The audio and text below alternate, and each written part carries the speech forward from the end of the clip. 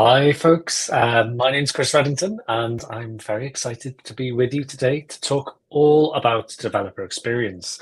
So, we're going to be talking about how you can go and help your teams and your businesses thrive by really focusing on this thing called developer experience. So I work at GitHub. I lead our enterprise advocacy teams across Asia and Europe. So day to day, what I do is I work with organizations who are trying to solve some of these challenges in terms of making their development teams more productive, more efficient. And what does that actually mean? And there's, of course, many different problems to that. There's the tools that we use, there's the processes that we follow. So what we're going to talk about throughout this session are some of those challenges, some of the common things that I see come up, maybe some of the things you may want to consider, may want to think about. And we'll also talk about some of the tools and some of the areas that GitHub is focusing on as well. So always interested in seeing what folks are doing with GitHub. So if you'd like to connect, my details are on screen. Please do feel free to get in touch. You can see me on Twitter and LinkedIn there as well. So let's go ahead and jump straight in. Why is this an important topic and why now? Well, we as GitHub, we really believe that developer experience, having a positive developer experience is vital to really empower our local community, I guess, if you think about it that way, to be able to be efficient, to be able to be productive. So when you think about the challenges of being a developer, the role has really changed over the last 10, 15, 20 years. When you think about 20 years ago, cloud wasn't really a thing. Maybe there was a concept there, but not like the world we're in today. So developers have obviously had to adjust to that. There's more and more languages and frameworks coming out. And when you think about the role of what we do, we're also getting into the operations side of the house as well. Teams are coming together, dev and ops and security. And the expectations on engineering teams as a whole has never been higher because we need to run 24/7 systems. We need to go and deploy more frequently. We need to go and deliver value to our end users. And when you think about that from a consumer perspective, we're really demanding. If my favorite game is unavailable, my favorite retail app is unavailable, guess what? I go elsewhere, I find another application or another service, and I carry on with what I was doing. So this is why it's so important to focus on developer experience because the job is getting harder. We're being stretched in multiple ways. And actually, there's more and more demand for us as well because digital transformation has really taken off. Lots of organizations and businesses are trying to evolve the way they work. And what does that mean? It means they need to invest in their applications, in those integrations, in those services. And again, that puts pressure on our engineering community. So this is why developer experience is so important because actually making sure that we can be effective in what we do and more importantly, enjoy what we do as well. Because as I've mentioned, that role has changed a lot. It's stretched a lot. There's a lot more pressure. So actually how we can make sure that the community as a whole is enjoying their craft and being able to really focus and give their best and enjoy what they do, that is a part of being productive. And that's what we're going to be talking about here. So productivity and staying in the flow is one key part about this.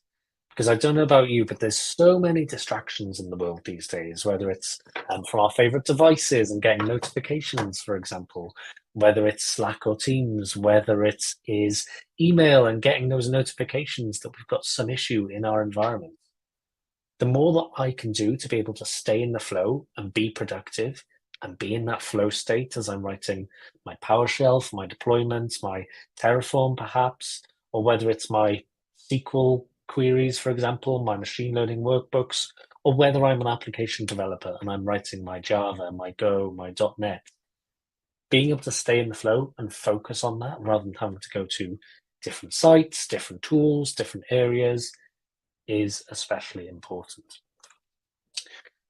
But it's not just about productivity, as I alluded to a bit earlier.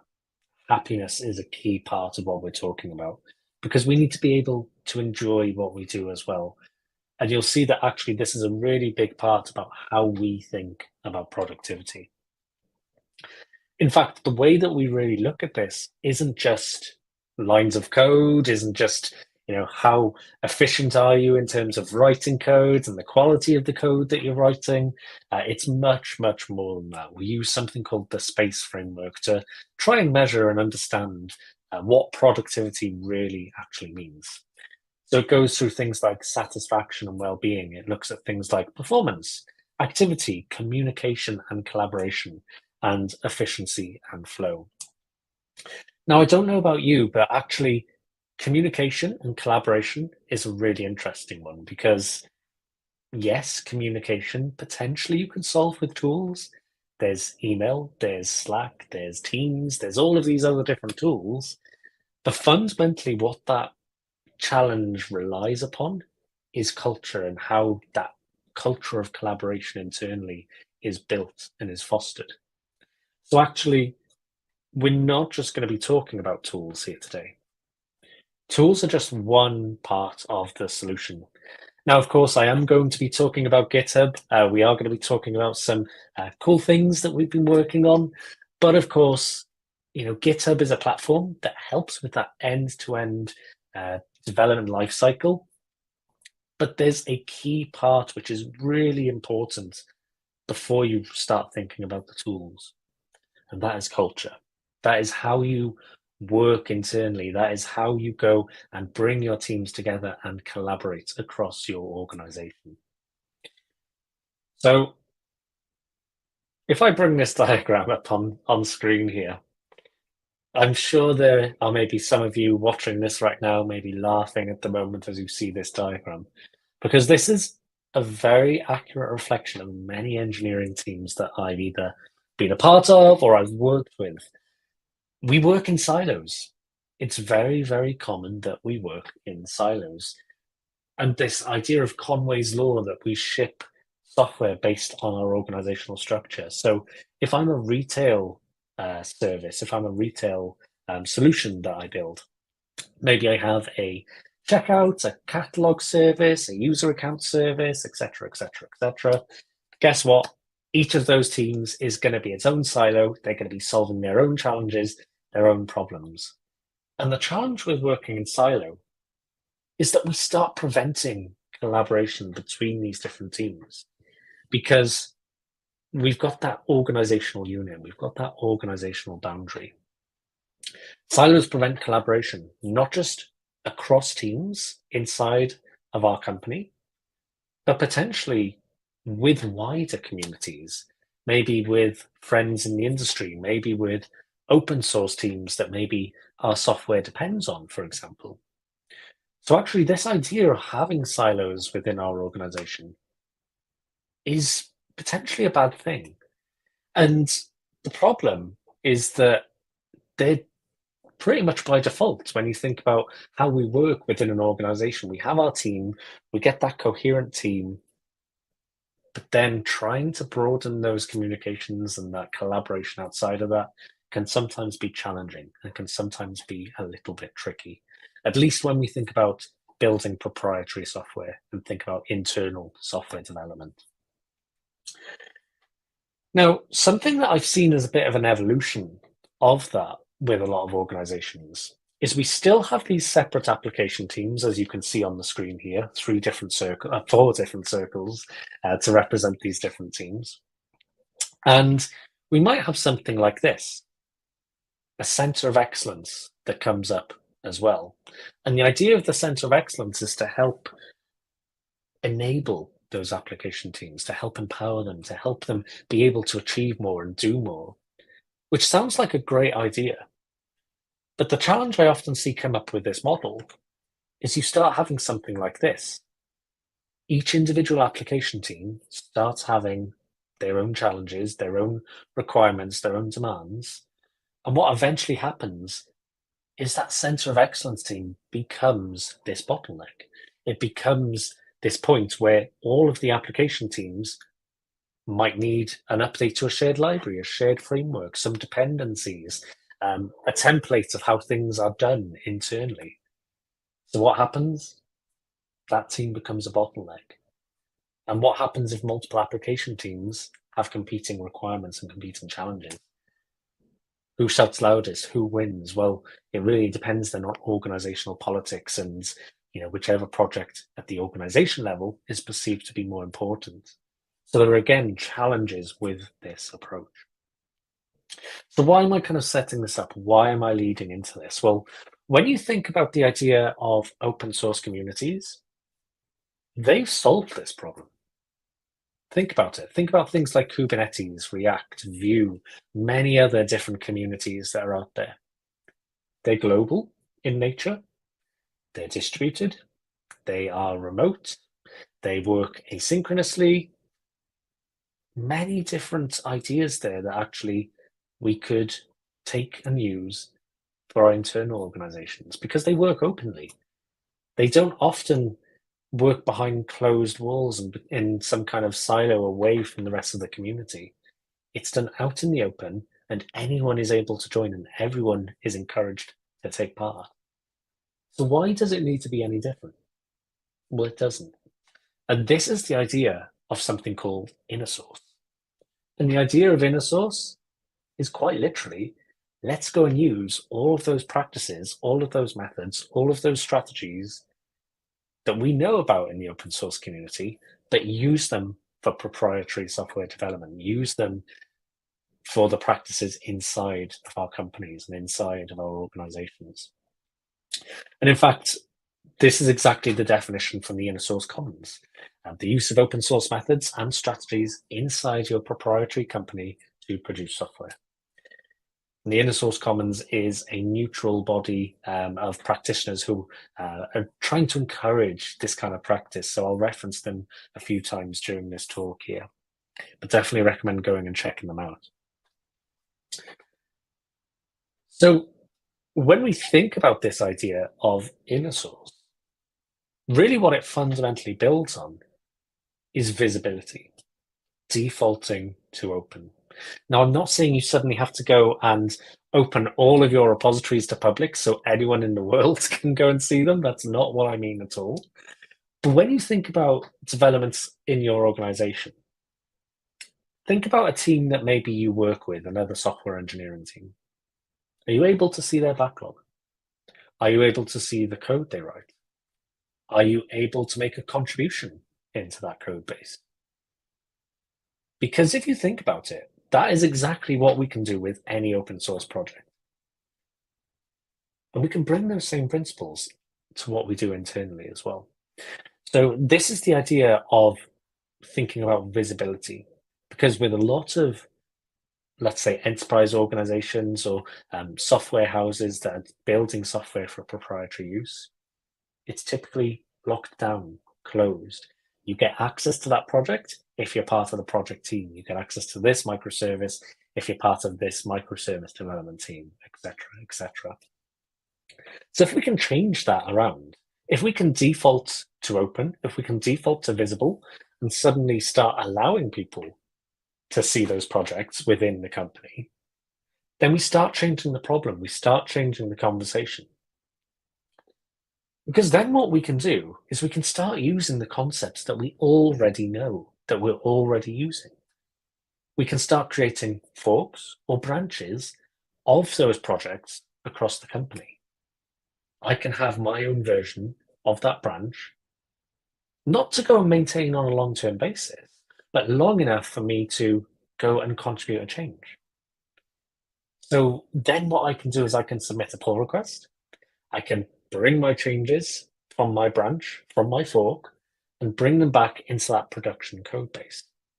Now, of course, I shouldn't have rights if I'm not part of the maintaining team. I shouldn't be able to go and directly commit to main or anything like that. That's, of course, one of those practices we know that actually we should have some quality checks along the way, which is exactly where these pull requests come in, and combined with testing and continuous integration. So all of these practices that we've started learning about from a general DevOps perspective, we can start applying to these inner source models. Because actually, it doesn't matter if I'm part of the team that is what we call the host team, the team that maintains the project internally, or it doesn't matter if I'm part of a guest team, so a contributing team elsewhere in the organization. No matter who I am, I should still have to go through those quality checks, make sure it builds, make sure it completes tests successfully, make sure there's no security issues brought in, etc. And then ultimately, things like issues or work items and having good documentation. Again, these practices are so important because if I start making a contribution to a project internally and the hosts of that project decide, actually, that change isn't good, we're not going to maintain that as part of our project, I've wasted my time and I've wasted the other team's time. So if we can be open and transparent internally and say, I intend to work on this issue, I intend to work on this thing, create a work item, create an issue, raise that flag early and be open in your communication style, because then the team know that that proposal is coming. You've communicated you're making that proposal, you can work openly and collaboratively together. Same with documentation. If I know what is expected of me, then I'm more likely to go and contribute into the project. So we'll delve into a few quick tips and tricks before we move on to some other pieces here as well. But a couple of quick links for you here at gh.io/innersource. It's an innersource landing page that we've recently released from GitHub. And it gives you some tips, tricks, and considerations as part of going on that innersource journey. Additionally, just what are we now? We are the 12th. So 4 days ago, I just released this blog post as well on the GitHub blog. So gh.io/innersource/blog. Again, a number of hands-on tips and tricks to help you get started with innersource and think about these considerations as you start using GitHub to build this kind of practice inside of your organization.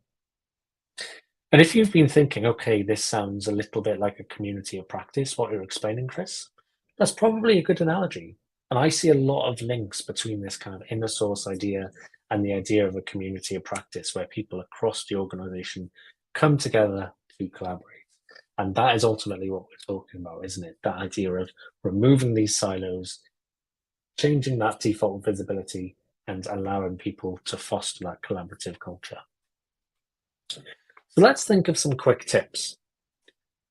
The first one is actually one from the innersource commons. It's from this neutral organization, this independent organization I mentioned. And they have a number of excellent patterns. So again, going to encourage you, innersourcecommons.org. Definitely recommend checking them out if you're interested in starting that journey. And one of their patterns is about starting as experiment. So starting small and expanding from there. So don't do this as like a big bang rollout. Don't do this as something where you're instantly going to expect people to be contributing each other's projects. It's not realistic. I'd be interested, by the way, if anyone in Gathertown here has any guesses, for example. But there's a big project at Microsoft that started as an innersource project. If anyone wants to wander over and type in chat what it may be, please do. But it's actually Visual Studio Code. So Visual Studio Code started as an innersource project. A number of teams across Microsoft were doing something similar. They were building an editor, and they decided, you know what, rather than creating different parts, or rather competing things, which may not be as good, let's just come together, solve the overall problem together, and eventually we all know the story of Visual Studio Code now. It's such a popular editor, it's open sourced, and accepts contributions from the wider community. So it's been a great success story. But you have to start somewhere. And it's about starting small and expanding from there. So whether that's working with a team that is kind of near to you from an organizational perspective, or whether that's working on something more broadly, but starting small to begin with. And then about embracing those open ways of working. So we talked about this a little bit earlier, but for your pull requests, Same as issues, raise them early, raise them often. Because if I've been working on something, again, in a silo where I haven't given teams that visibility and I raise a pull request after weeks and weeks of effort, I'm going to get really frustrated when they say, thanks for this, but actually, that's not the future direction of our project. That's not the vision of our project. I'm going to get frustrated when they decline my pull request. I'm probably going to go and create a fork of that project and maintain my own project then as a result. So we've almost got duplication happening there. Whereas actually, if we could have that upfront discussion, I raise the pull request early, they see what I'm trying to achieve and trying to do, they can advise and guide me and coach me throughout that process as to A, is that something that they're likely going to accept? B, does it conform to the standards that they expect as well? And this then comes down to things like code reviews and quality checks and having things like GitHub actions and those clear standards that are expected from anyone who's contributing into the project. But it all works and hinges upon communicating openly. Communicating with trust, communicating with respect, and all of these kind of aspects as well. So being able to work out in the open from that regard. Now, the third one, and this is where we start talking about some GitHub technologies as well, is the idea of making contributing easy. Because if I have to go to your repository, I then have to clone some packages, I have to try and figure out how to build your project. If I then have to go and follow some really complicated local manual build process to go and get my changes checked and worked out, I'm not really incentivized to go and make a contribution to your project. So you want to make contributing super, super easy.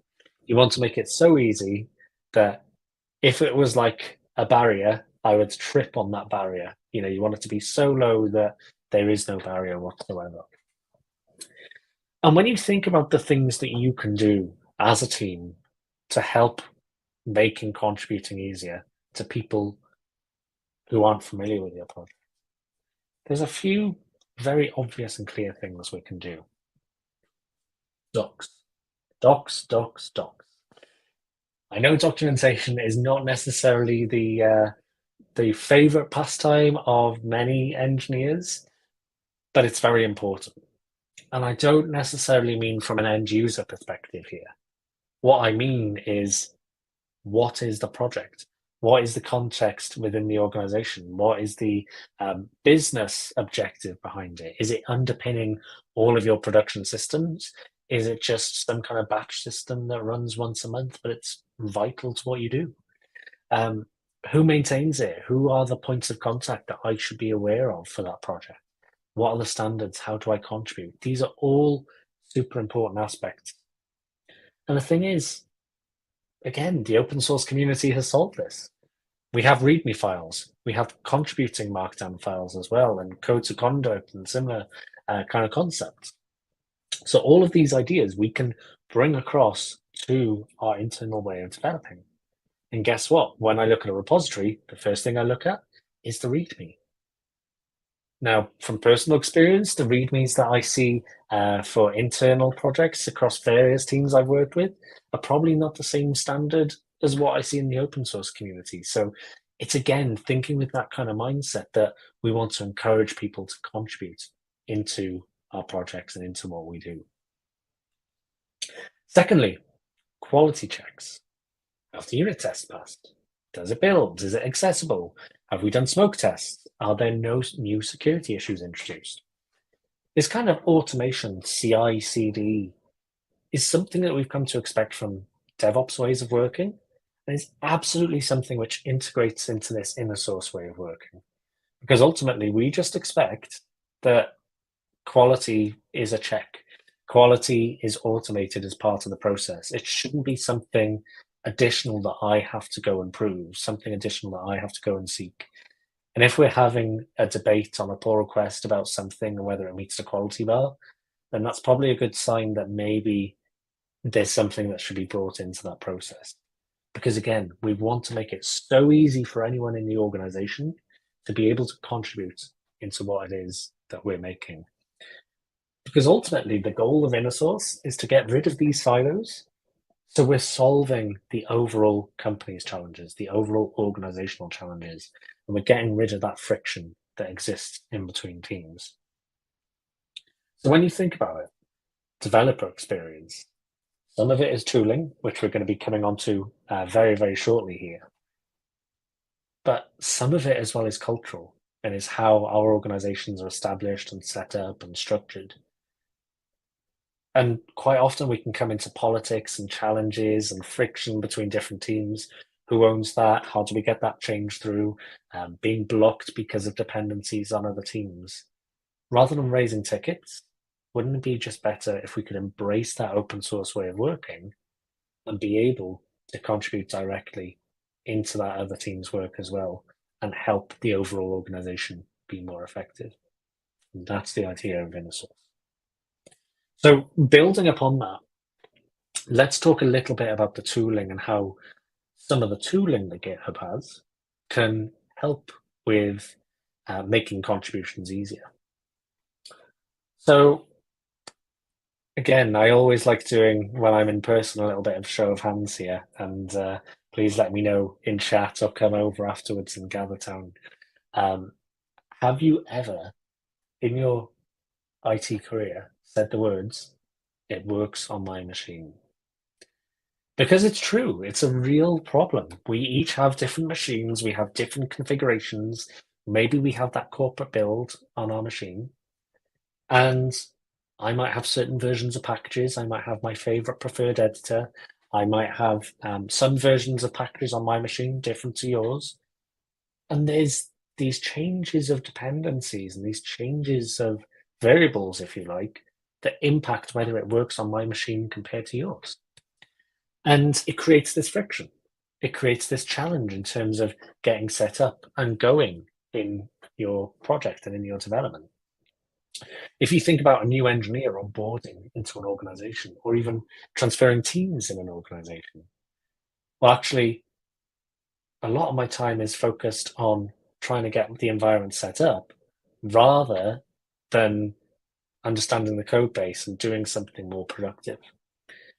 And that goes without saying, the fact that occasionally organizations are going to maybe not give you the right tools for the job either. Maybe you've got a really overspec machine and the organization has maybe wasted a bit of money, or maybe they've given you something which doesn't perform. Maybe you need something with a GPU because you're doing a lot of machine learning kind of work, etc., or you need to do something locally, whatever it may be, and you're limited because the tools you've been given are not good enough. These are all challenges that we face as developers.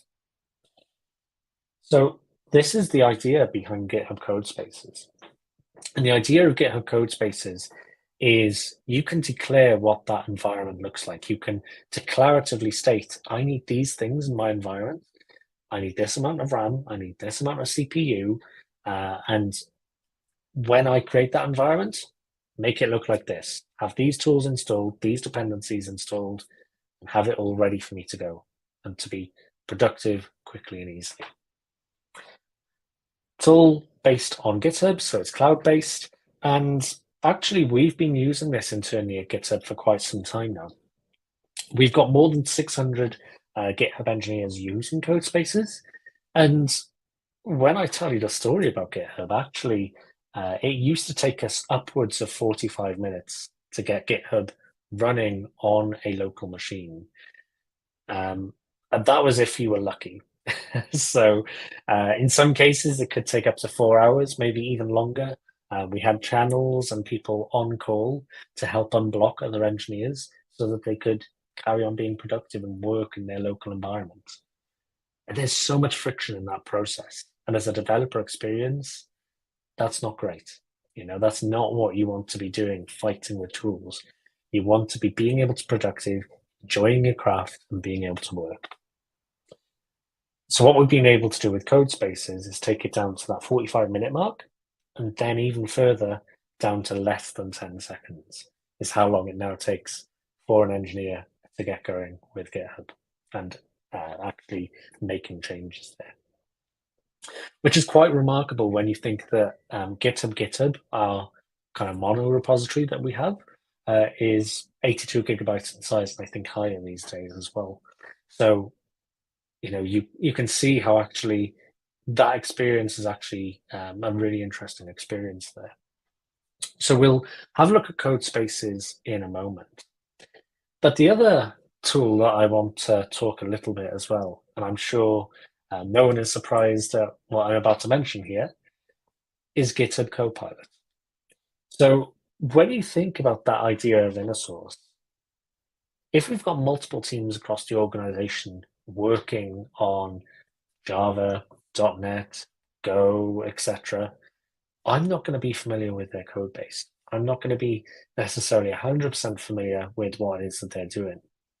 And GitHub Copilot is brilliant because it's able to give me that additional boost, that additional bit of productivity that I need right from within the editor. So in case you haven't seen any use of GitHub Copilot yet, currently what's available, you can convert comments to codes, you can get help for auto-filling repetitive code and alternatives as well. And I'll take a look at that in a moment through a demo that we've got here. But actually what we're seeing with developers and many teams here is that actually they're saying they're faster, they're saying they're more productive, they're saying that they're able to focus on more satisfying work. And from what the research that we've done with over 2,000 developers, I believe it was, in some of the earlier days of GitHub Copilot, we're seeing that actually they're able to be more productive in all senses of what we talked about earlier from that space framework perspective. So they're exerting less mental effort on repetitive tasks. They're spending less time searching.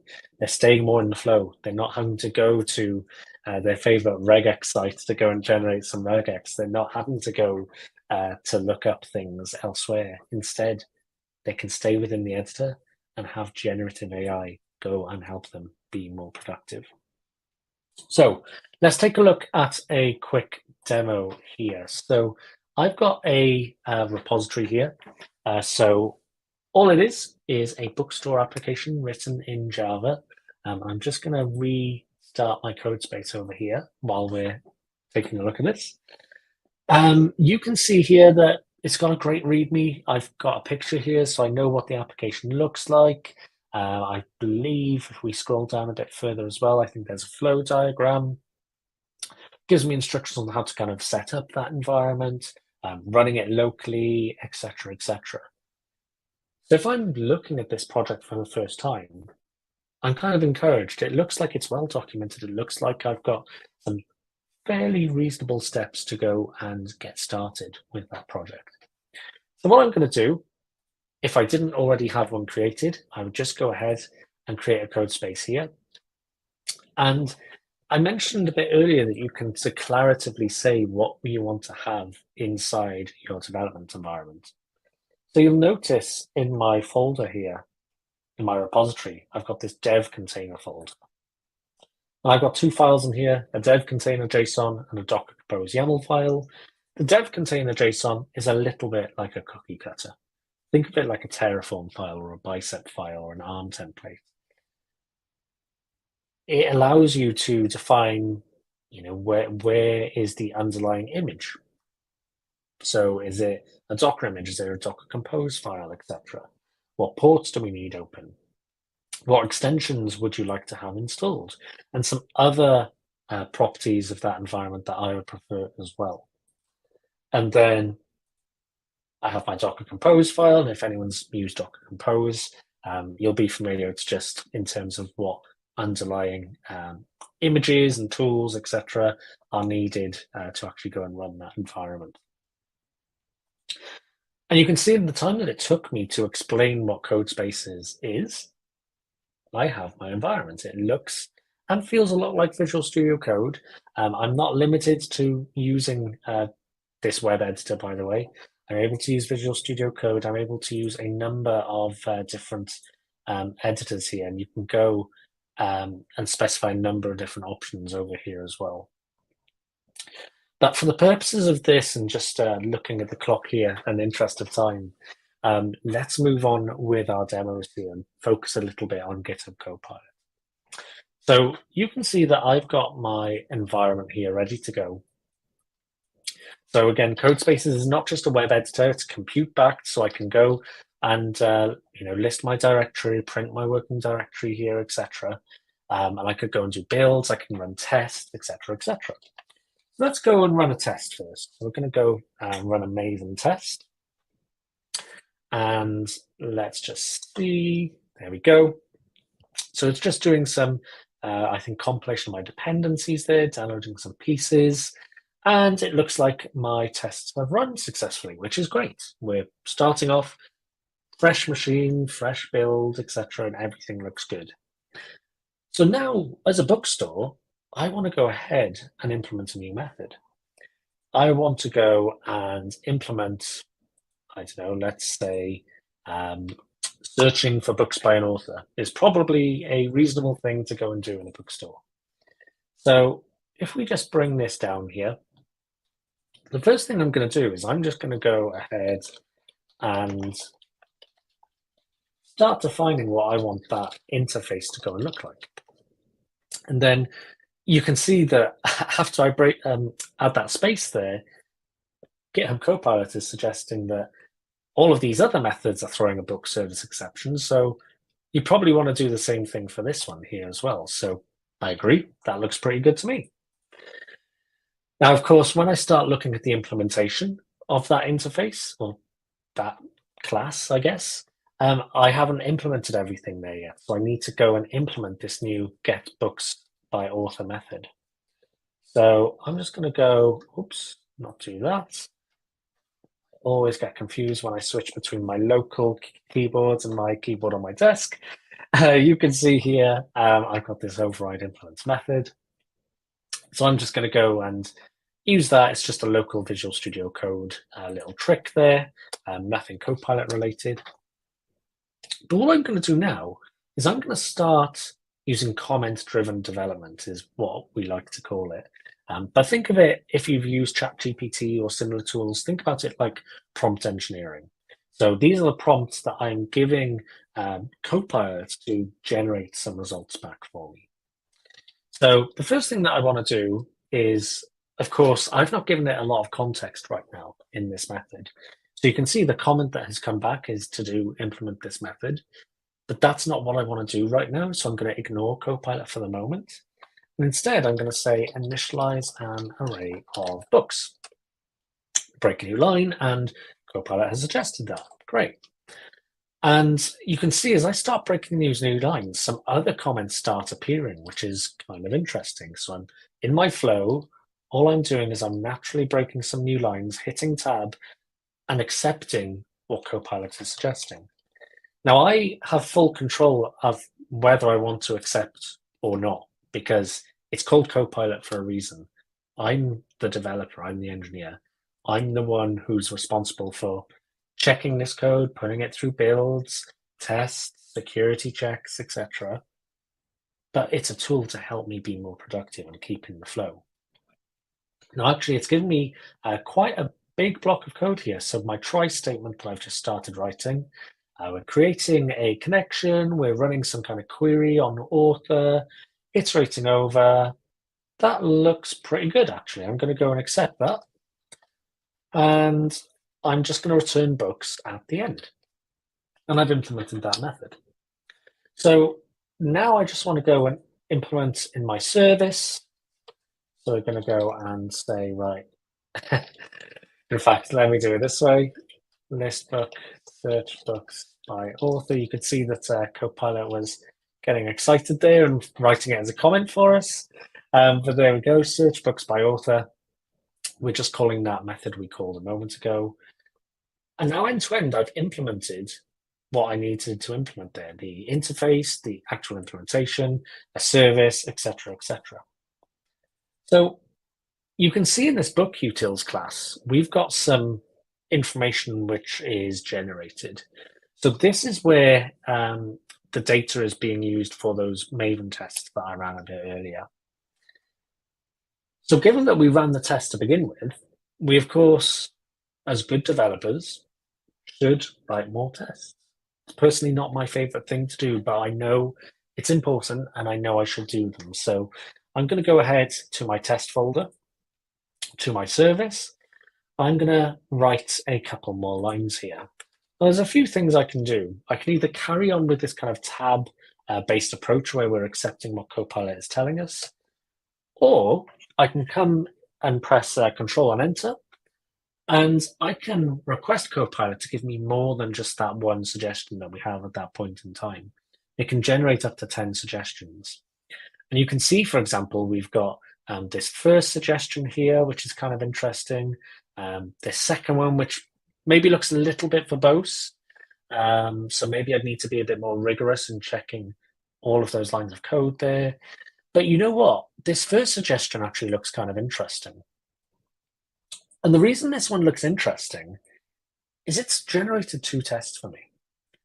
It's generated one which is a search books test and one which is a search books by author test. So what Copilot has picked up is there was another method which hadn't been tested yet. This was the one, or rather this was the method that we wrote just a moment ago. This one was already in my code base. So I'm just going to go ahead and accept this first suggestion. And let's just double check, because these results that we get and these recommendations that we get from Copilot are not perfect.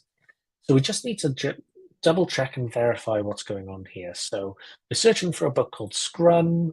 Yeah, it looks like there's one book with the word Scrum there, so that looks good to me. And there's Jeff Sutherland here. Yeah, it looks like there's one book from Jeff Sutherland, so that looks good. So what I'm going to do is just run the test again and just double check that everything's working. And there we go. We've got 7 tests run, executed successfully. So it looks like that was successful. So we've gone ahead and made our changes. Now, with a couple of minutes to go, I just want to bring us also full circle here with Copilot, because Copilot, when you think about it, that developer experience is great in the editor, but there's this whole entire developer lifecycle that we may care about. Things like the pull request, things like working in the command line, etc., etc. So there's an experience actually outside of the editor, and this is where the future of GitHub Copilot is going. You may have seen it. It's called GitHub Copilot X. So let's just quickly watch this video.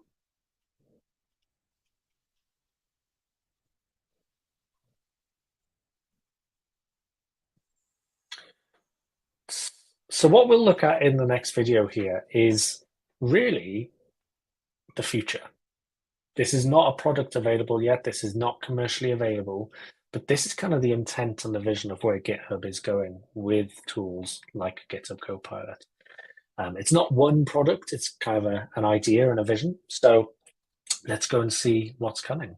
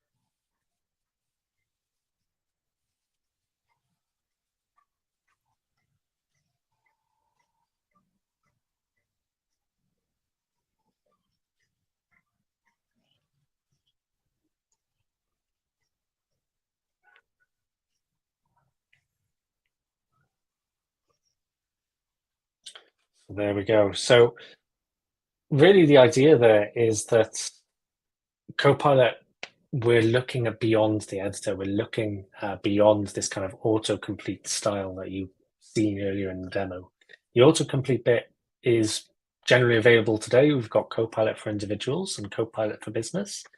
And then in the future, we're looking at not just autocomplete, but things like chat. So if you use ChatGPT, being able to understand, ask your pair programmer, where are the issues in the code? How can I make this code more rigorously checking things, etc., etc. Using voice, getting Copilot to generate summaries in your pull requests for you, and even being able to search for docs. It's always my favorite part is looking at that vertically centered div piece. I still do not know. So much more to come on Copilot X. If you're interested, go and take a look. Those features, there are previews available for those, and there's a wait list. So recommend signing up to those if you're interested. Otherwise, thank you so much for your attention. I will be hanging around in Gathertown for some Q&A here as well. But otherwise, thank you for having me here today, and hope you've enjoyed the session. Thank you very much.